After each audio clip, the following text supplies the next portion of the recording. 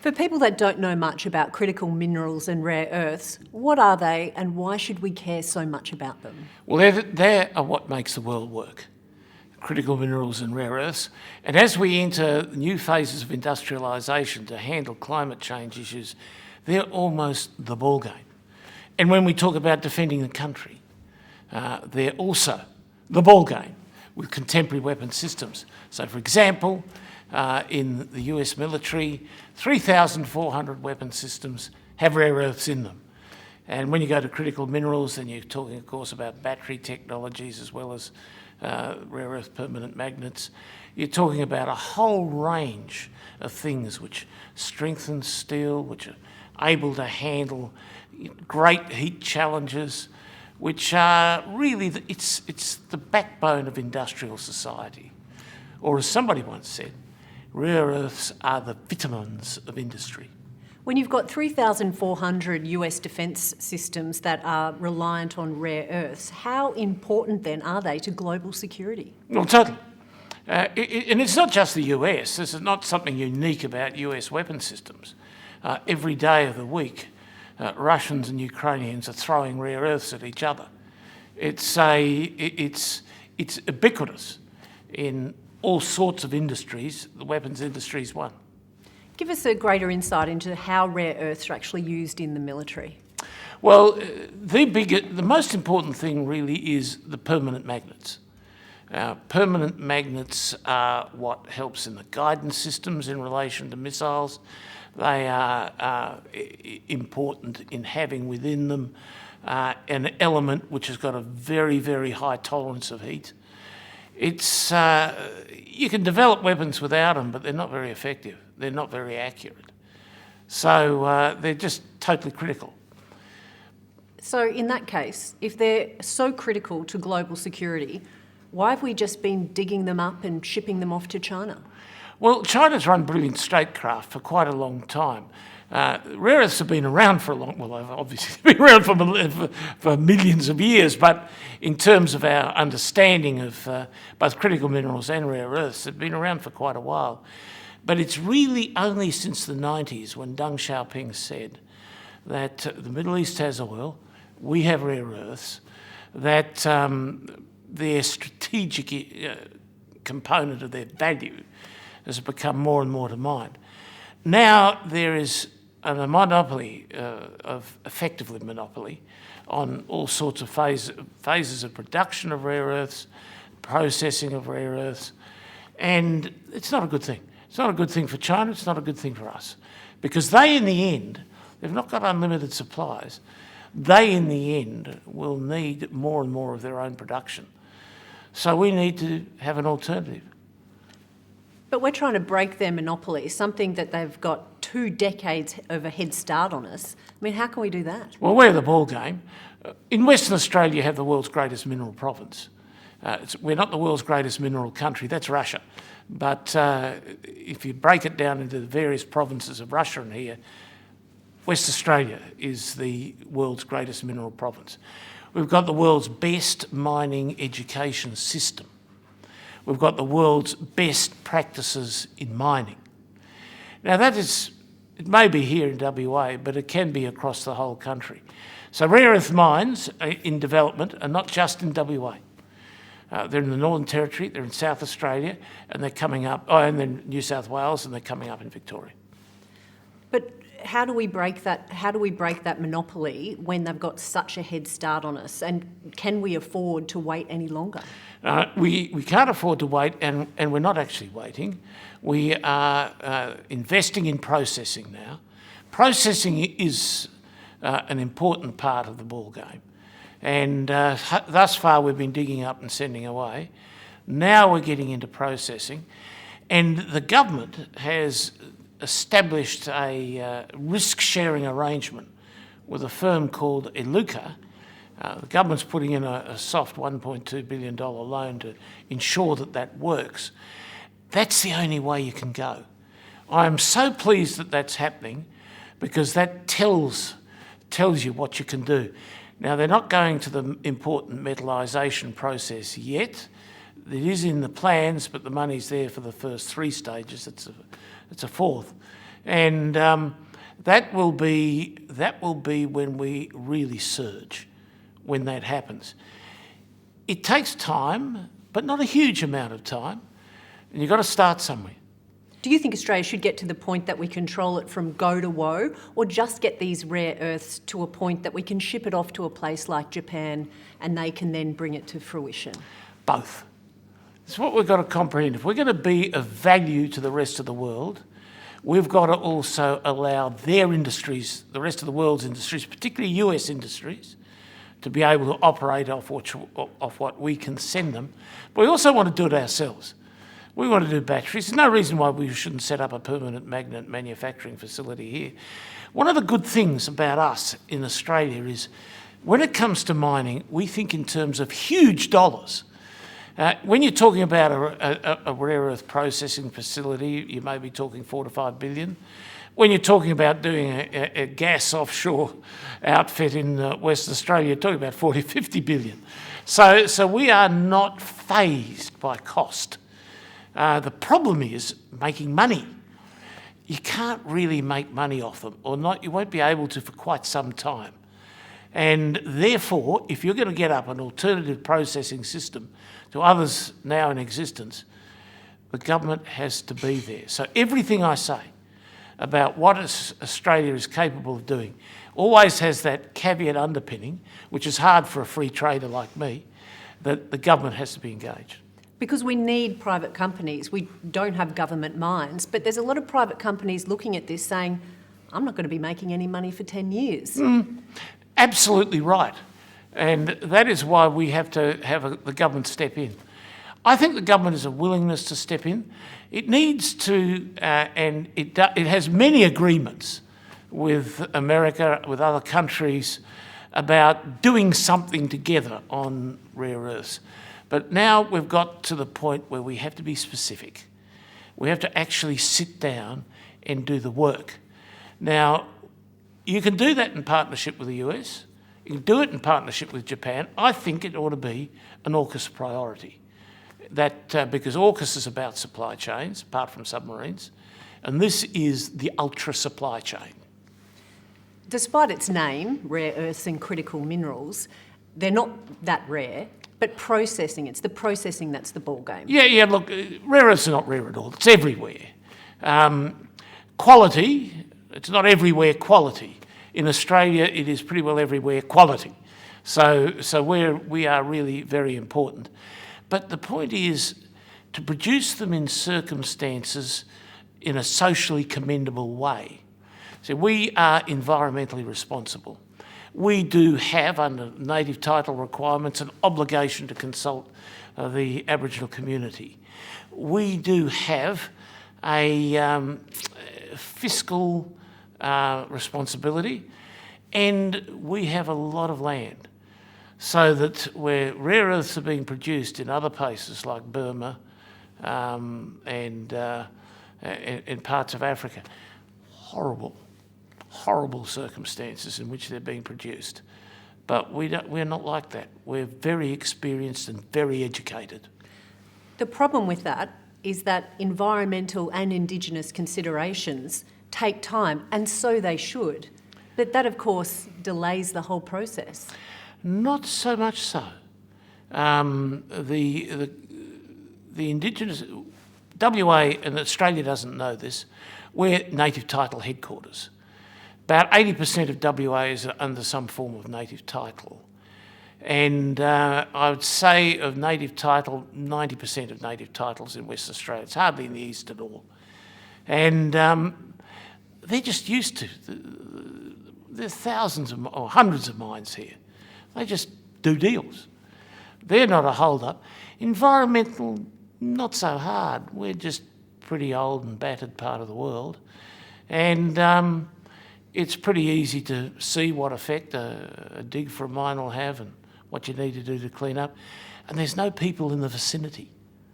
So it's easy for us to do it here. Some other places where there are rare earths, no, you can't. Well, you can, but you're doing it in the middle of populated centres. How important is Australia globally in ensuring a secure supply chain of rare earths? I think we are the ball game. We have all the right attributes. We've got the right education. We have great schools of mines and mining engineering. We have the experience. We have a massive number of mines, been mining for a long time. And we know what to do. We know about processing too. ANSTO and CSIRO have known about it for years, and we have a couple of companies that know about processing too. So we're good. We're the ball game. How important an opportunity is this for Australia right now? Given what we know about climate change, given what we know about people's reluctance to sacrifice in any way, shape or form to advance our position on climate change, we know that it has to be dealt with technologically. It's saving the world. Have we left our run too late though? You can never leave a run too late. You can wish you did it earlier. That's the position we're in. Because we know so much, because we have a couple of really good companies, and they've got good mining stocks and access, it can be done about as quickly as it can be done anywhere else, and it can be done properly. Can Australia become a renewable energy superpower? Renewable energy superpower is a possibility. The focal point of easy access to the minerals that are critical for everybody to be doing things right in terms of energy, well, yeah, again, ball game. Former Chinese leader Deng Xiaoping realised 2 decades ago that this stuff was so important and got China into the ball game. Why did it take the Western world so long to clue on? Didn't have the eye on the ball. In fact, Deng said, Middle East has oil, we've got rare earths, and ours is more important. So he wasn't wrong. And then what happened was Chinese statecraft. The Chinese basically sort of suppressed all the other potential industries as they got underway. And one looks at that and one can be bitter about it, or one can say, smart fellas, now we're going to be smart. That's what we've got to do. We've got to be smart, but we're starting 2 decades behind. How can we quickly break that monopoly that China has? Well, you get the first 3 phases of production of rare earths, I think in place in Iluka around about 2026. It's not that hard. Well, it is hard, but it's not that impossible. We have the expertise here to do it. I think we could have a serious competitive position in 5 to 10 years. Do we have the expertise? Because don't you need the processing, the materials, the processing? That draws the expertise. But we haven't had that here for so long. I believe we do. The expertise is not just simply rare earths, it's mining overall. And we have all the expertise coming out of our ears on mining. We do have institutions here who know how to process. They may know it via the lab, but it's translatable. So you've got ANSTO, that's the Nuclear Science Technology Organisation. You've got CSIRO, they do know how to process. You've got Iluka, it knows how. You've got Linus, they know how to do this because they saw Chinese processing before the Chinese shut everybody out of it. So there's a fair few around, and the Japanese are coming up to speed really quickly, and we ought to always keep the Japanese in the loop. And if you look at Linus, for example, they have had a process going that hasn't touched China, and that is totally unusual in relation to rare earths. How dangerous is it if we keep China as having this stranglehold on rare earths and critical minerals? Well, it's devastating for environmental industries because it means the only environmental industries you can effectively develop are in China. And so in the world that is evolving, we need things much broader than that. It's just a question of choice. I mean, it's a reasonable thing to have 2 or 3 places or more actually producing what is absolutely essential for our productive processes. So you don't have to be anti-Chinese or frightened of Chinese or whatever to have only one source of supply is dumb. You don't know what's going to happen with that. You don't know whether they cut it off. You don't know how this is going to work.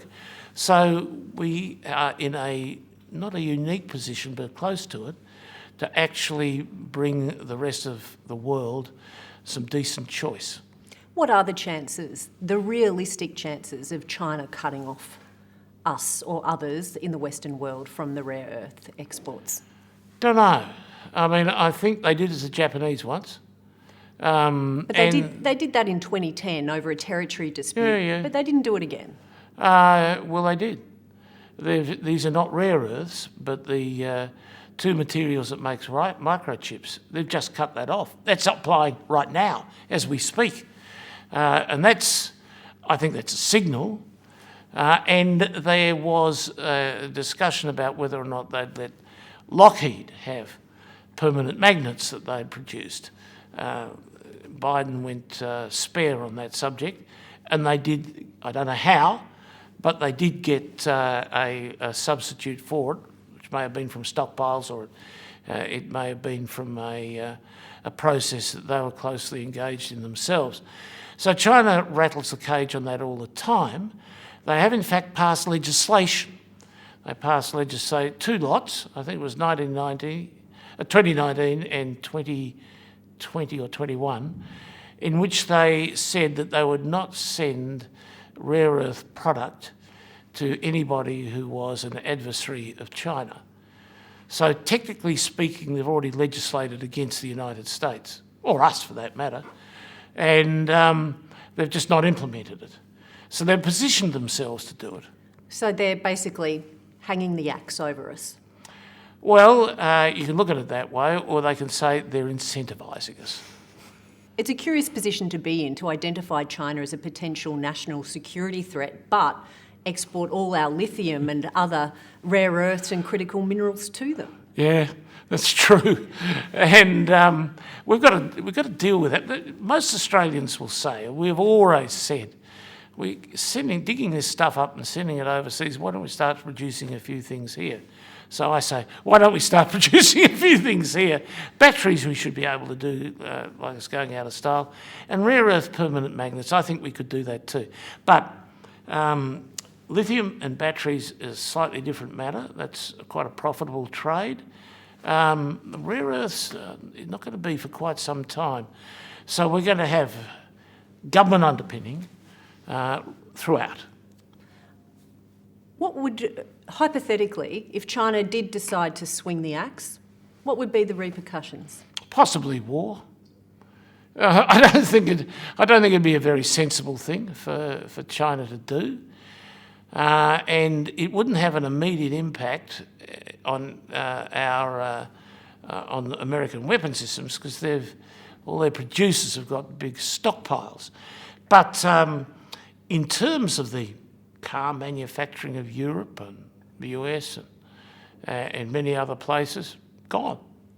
It puts Australia in the box seat then, in all of this. We are the ball game. That's the point here. And you won't see any statement from a meeting of our leaders, ministerial or prime ministerial and presidential, these days that does not include a paragraph they discussed the question of critical minerals. We are totally alert. I just wonder if we have the structures in place that we need. I mean, I think we ought to be setting up with the Americans and the British a sort of rare earth permanent magnet or rare earth task force that keeps governments advised. I think we need to make it across government. I think we need experts in Treasury and Prime Ministers, obviously. And we've got to put in place the structures of the seriousness of our endeavours. You're lucky in Madeleine King. She's West Australian. West Australians do know a lot about the mining industry. She knows a lot about it. She should be on the Security Committee of Cabinet.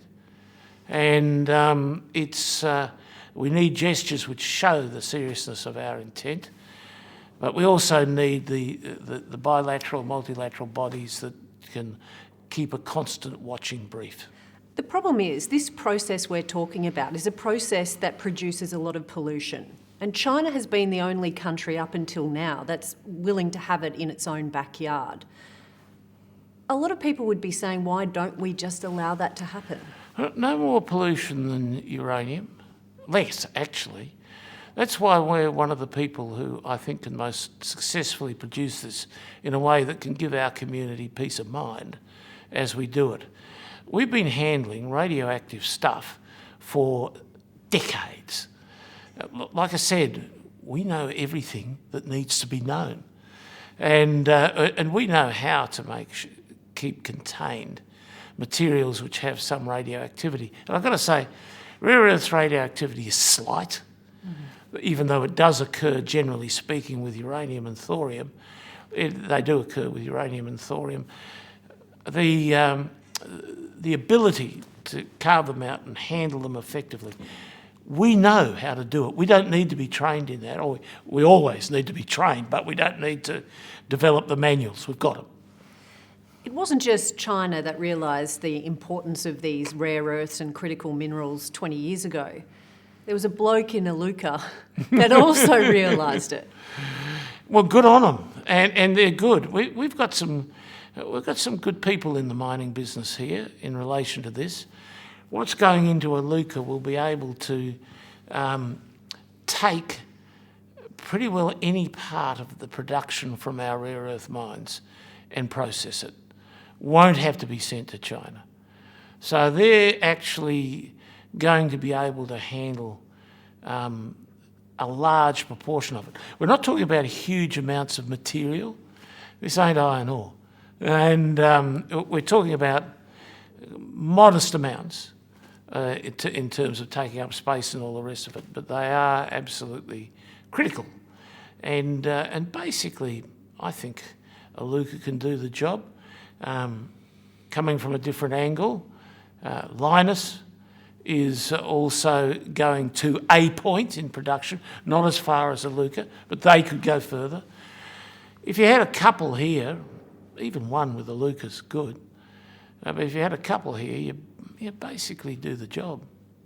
They've, of course, got that $1.2 billion soft loan from the federal government. How important is that, those kinds of loans moving forward to entice private companies to do just what you're saying? I've used the word ball game a lot. That's a ball game too. Let's say you won't get this done without those forms of government intervention. And you have to have in the back of your minds that government's going to have to be doing that if this is to work. And I think for a very long time, I'm not sure that we'd ever get to be at a profitable phase that would be really attractive to investors. But if the government's doing the job, it becomes much more attractive. And for them to engage with Iluka on the basis of shared risk, if the government does shared risk, it'll all go ahead. It's a curious position, though, for taxpayers, because we're thinking, well, we're giving $1.2 billion to a very profitable company. Well, Why are we doing that? Well, this ain't the profitable end. What we're talking about here with the processing, they can make money digging it up, send it to China. But we have to, if we're going to do it ourselves, they can't make the profit. And therefore, we do need to give them, if we think it's important, give them some support. And it's not simply important, it's critical. If it's critical, do you think that the government is doing enough? I think the government has a willingness to do more. I would like to see the government sort of follow through on a few of the suggestions that myself and a co-author of a paper made about setting up these bodies, monitoring what the needs are, monitoring what critical minerals are, monitoring how the mining's got to go, making decisions that encourage others to come in and back up what the government's doing as well. I mean, I think I think the Americans ought to come in behind mining and processing in Australia. They need it. The Australian Workers' Union is calling on a significant tax on exports to China and pumping that revenue back into manufacturing and processing locally. They say it's going to be catastrophic if we don't do that. Do you agree? I think it'd be helpful to do well, not tax. I'm not going to argue that. I think the AWU's talking good directions in terms of what it thinks is important here. So there's no real opposition here to any of this sort of stuff that we're talking about. The union's on side, Aboriginals are on side, business is on side with qualifications. We're pushing on open doors here. The question is, how competently do we push on them? Well, if they're all open doors, what's the delay? Well, somebody actually has to make a decision and put the money in or whatever. The government started to do that sort of thing. I think the government's early days, it's been in office for about a year and a half. I liked the paper that they produced on critical minerals. It was good. I liked the directions in which they said that they wanted to go. The question is, we've said it, now we do. Tesla recently said that tax credits are the way to go for private companies to entice them. Do you believe that's the way to go? Well, tax credits are nice when you're earning money. But if you're not earning money, they don't amount to a row of beans. So you've got to get in much earlier than that. When you look at rare earths, they don't look like much. It's just black sand, but it's sand with a bright future. It's sand with a bright future, and it's a good future if you can process it. Because each phase of processing massively adds to value. So when you're just selling the sand, it's not all that valuable. Do a stage of process, a bit more value, another one, a bit more value, and a third, a bit more value, and that's where Iluka is, quite a bit more value. Go to metallisation, big value. And that would be the next phase for Iluka, and they do have that in mind. So once you can actually get to that final stage, then the rare earths are worth big bucks. Yeah, they're worth big bucks, and that would be a very good thing for us, and that's when you get to the point where the company makes a profit too, and maybe could unhitch themselves from the government. But the government will also always have to keep a watching brief on them. These outfits have got to be nurtured. When we're talking about rare earths and critical minerals, how much of it do you actually need to make the weapons? Well, it can mean quite a bit. So in an F-35, there's about 400 kilograms of it. It's part of its permanent magnets, but also its strengthening of the steel that goes into in a lightweight way, that goes into the weapon itself. It's other aspects of the guidance system, quite a lot. So you need heaps and heaps and heaps of it on an ongoing basis to keep these weapons going? Not heaps, but a lot. Heaps would be an exaggeration, but and basically the things that really matter, that gives you precision, is quite light. I mean, I could take out my mobile phone and say, this works extremely well because it has a bit over 0.5 gram of a rare earth in it. It has been described as the vitamin. Rare earths are vitamins of technology. So it's more like a vitamin intake rather than eating a whole sheep. Right? So it's the part that makes it good. It's the part that makes it good. That's the critical thing. The rare earths is the part that makes the thing really good. So you can talk about large amounts of it, and the various rare earths do various different things, but the part that really counts is really quite small. It's not just rare earths that Australia is value adding. That's absolutely right. If you're looking at the production of batteries and the cathodes associated with batteries, cobalt, manganese, nickel, we can do a powder that becomes critical for the production of them. We've got them all. As the Americans now realise, we've got large amounts of 30 of their 50 critical minerals and goodly amounts of another 11. So we are in everything, really. We're like salt and pepper when it comes to the minerals of today's industry. It's a very different world, and people understand it as a very different world. They don't comprehend that minerals that they've expected to, produce their cars or something like that in the years past, there's now so much more that's needed for the complex systems that are being put in place as we deal with climate issues or defence issues or whatever.